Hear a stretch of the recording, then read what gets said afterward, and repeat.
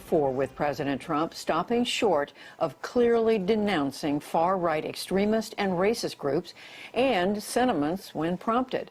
William Brangham has our deeper dive into that exchange from last night's debate. Repeatedly criticized the vice president. This is the moment when the president, again, was unwilling to criticize racist groups in America. Are you willing tonight to condemn white supremacists and militia groups and to say that they need to stand down and not add to the violence in a number of these cities, as we saw in Kenosha and as we've seen in Portland? Sure, are you I'm prepared to do specifically that, but do it? Well, go ahead, sir. I would say almost everything I see is from the left wing, not from the right wing. So what are you saying? I'm willing to do anything. I want to see peace. Then do it, sir. Say it. Do it. Say it.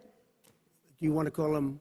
What do you want to call them? Give me a name. Give me a white name. Supremacists and white like me to condemn? White supremacists and right Proud Boys. Stand back and stand by. But I'll tell you what. Somebody's got to do something about Antifa and the left, because this is not a right-wing problem. The Proud Boys are part of a loose network of far-right extremist and racist groups in the U.S., many of whom have aligned themselves closely with the president and his policies. Last night, New York Times reporter Mike Baker tweeted that some Proud Boys had modified their logo to include the president's words, "Stand back, stand by," seemingly taking them as their new motto. Leaving the White House today, President Trump said he didn't know who the Proud Boys were, but he urged restraint. They have to stand down, let law enforcement do their work. But last night was just the latest example of the president's reluctance to clearly rebuke extremist far-right groups.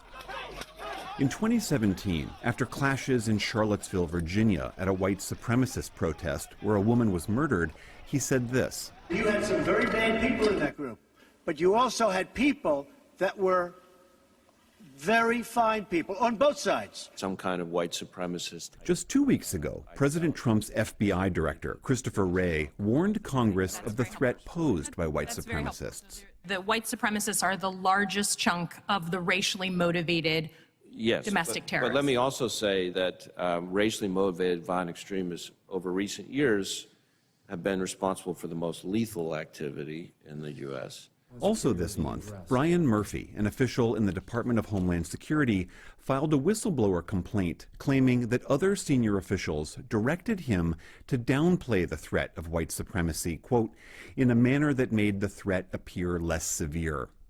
The Trump campaign pushed back, noting the president's new Platinum Plan for black communities, which touches on economic and healthcare issues, but also calls for the Department of Justice to treat the Ku Klux Klan as a domestic terror organization. Former Vice President Joe Biden addressed the president's remarks about the Proud Boys at an Ohio train stop today. My message to the Proud Boys and every other white supremacist group is cease and desist. That's not who we are. This is not who we are as Americans. Biden has said the president's words about Charlottesville spurred him to launch his 2020 bid. He said Mr. Trump's remarks last night were, quote, a wake-up call for all Americans. Jews will not replace us! Jews will not replace us! Jews will not replace us! Jews will not replace us! Blood and soil! Blood and soil! Blood and soil!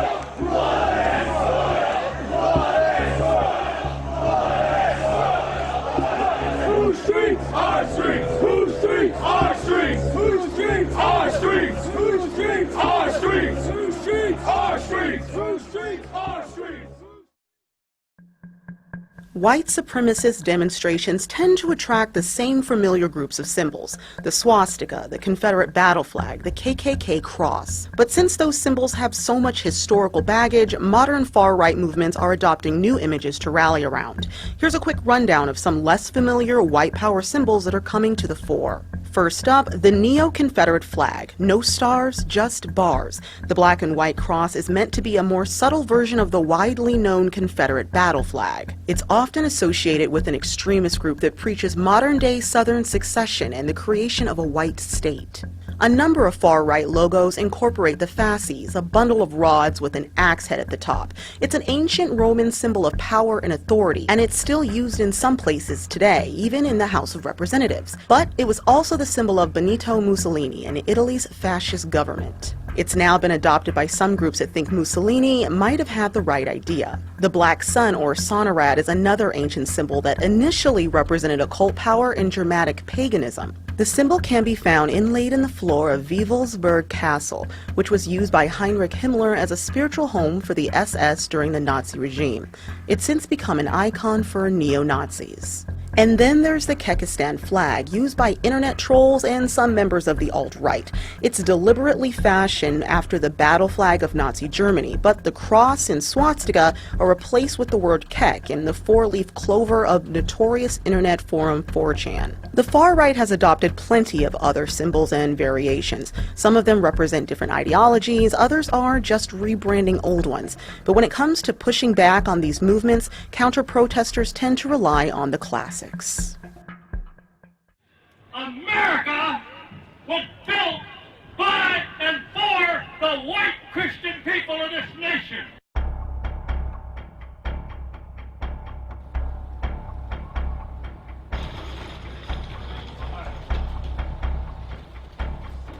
We have been seeing, really, ever since Barack Obama first won election in late 2008, a growth in groups on the radical right.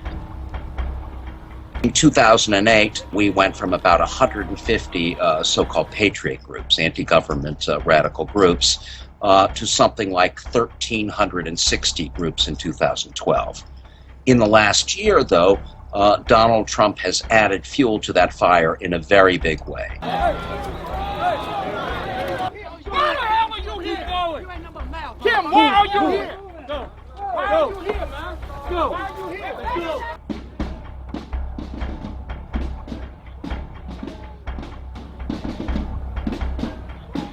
Al Gore and George Bush and people like Mitt Romney and these people, they're all the same. You know, they're all the same type of candidates. So it's pretty interesting this year to see something a little bit different. So. You know, we support those nationalist principles like closing the borders and things of that nature. So we do support those things, but we're not going to come out and endorse them. Donald Trump wants to bring back jobs to America, give dignity to the American worker. It's not that Trump is telling these groups what to think. They have, had their own white supremacist ideology for many decades now. What Trump is doing is legitimizing. I came here to speak on behalf of Donald Trump. I've never met the man, but I can tell that he has nothing but the best interest of this country in heart.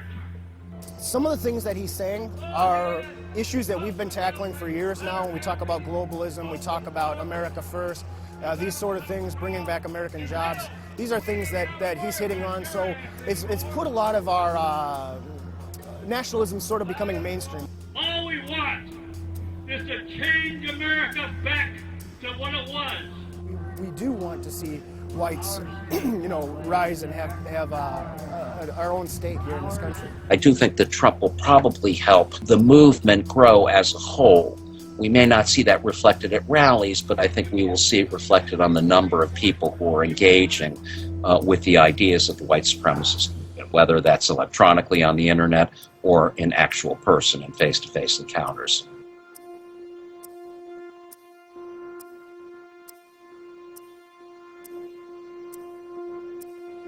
I mean, we are all across the country going to be watching the polling places. Where we have chapters, where we have members, we're going to be unofficially monitoring those polls in different parts of the country.